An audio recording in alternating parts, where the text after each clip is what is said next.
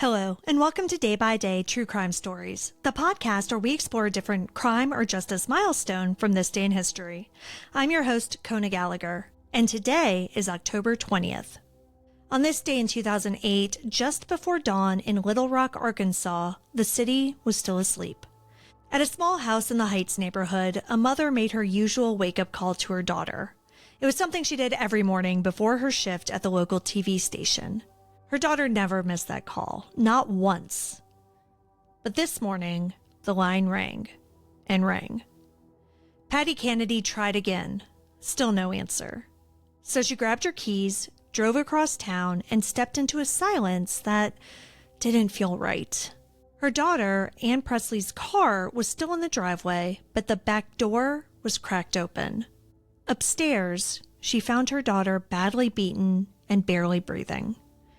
5 days later, Ann Presley died from her injuries. Today, we're discussing the murder of news anchor Ann Presley and the search for her killer. Let's get started.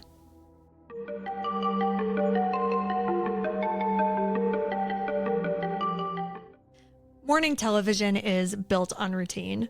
Alarms go off long before sunrise, hairdryers roar, and coffee brews by the gallon.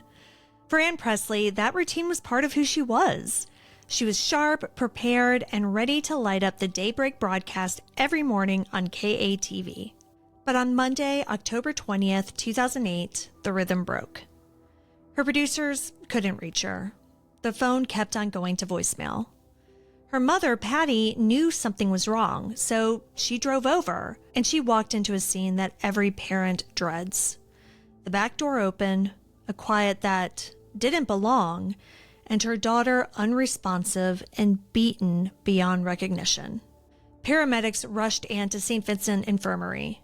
Doctors worked quickly, but the injuries were catastrophic. Head, face, and neck trauma so severe that she was kept under sedation in the ICU. That same morning, detectives arrived to a chaotic scene. Ann's purse was missing and drawers had been pulled open. To them, it looked like a robbery that had spiraled out of control. Within hours, one of Ann's credit cards pinged at a downtown gas station, but the surveillance footage was too grainy to identify the user. For now, police told reporters the simplest version of events. This was a burglary gone wrong.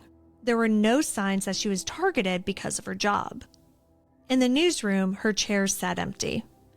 The studio lights came up that morning, but the broadcast didn't sound the same. Colleagues spoke through tears, and later, viewers left flowers at the station door.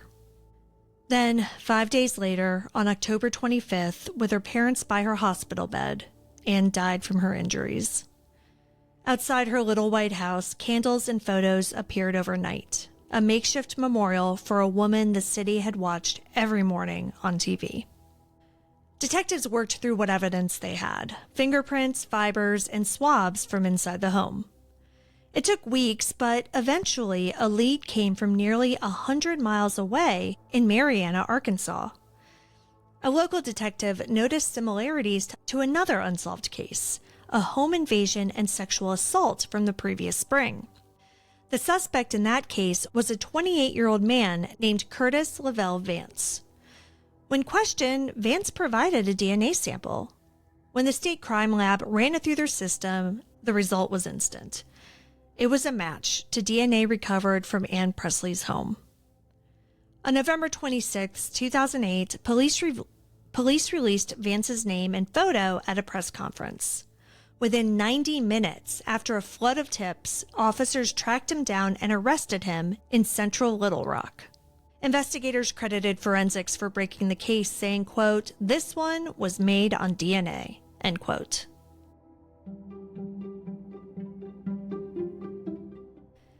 When the case reached a pretrial hearing, the details began to come into view. Detectives testified that Vance admitted entering Ann's neighborhood looking to steal laptops. He broke into her home in the middle of the night. When Ann stirred awake, he attacked her with a wooden-handled garden tool. He also sexually assaulted her.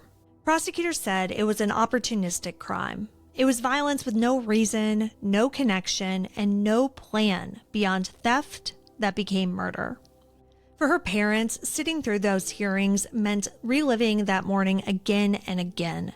The drive, the open door, and the sound of their daughter's breathing as Patty dialed 911. In November 2009, Little Rock's courthouse filled with reporters, community members, and Ann's colleagues from KATV. Curtis LaVelle Vance stood accused of capital murder, rape, burglary, and theft. The prosecution relied on the science, the DNA match, the stolen property, and Vance's own admissions. The defense challenged the reliability of his confession and the handling of forensic evidence. When the state medical examiner testified, even seasoned reporters fell silent. He described Ann's injuries in detail, how the blows to her head forced her jaw back, cutting off blood flow to her brain. She never regained consciousness. Then came the hardest moment of all. Ann's mother, Patty Kennedy, took the stand. She looked directly at the man accused of killing her daughter and described finding her that morning. After days of testimony, the jury deliberated only a few hours. They returned with a guilty verdict on all major counts. The next day, they chose life in prison without parole instead of the death penalty. When the sentence was read, Ann's mother wept quietly. The courtroom was still. The long wait for justice was over, though the ache would never be. But the end of Ann's trial wasn't the end of the story. The DNA that linked Vance to Ann's murder also tied him to that earlier Mariana rape. In 2011, prosecutors brought him to trial in Lee County. But the jury deadlocked, 7 for acquittal, 5 for conviction, and the judge declared a mistrial. The state decided not to retry the case, noting that Vance would already be spending the rest of his life behind bars. Ann Presley's life was bigger than the headlines that followed her death. Colleagues remembered her energy, the way she laughed off technical glitches at 4 a.m., the way she sent encouraging notes to new producers who were just starting out. Friends said that she had a rare gift to make anyone in front of her feel like the only person in the room. In her memory, a scholarship fund was created to support students pursuing journalism, young people chasing the same dream that once woke her before dawn every day.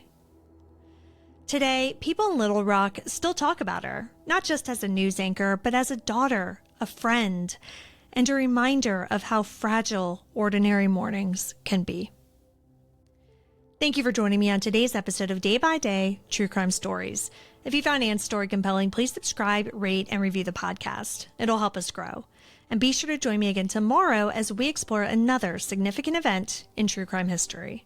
Until then, stay safe and remember that behind every headline is a life worth remembering.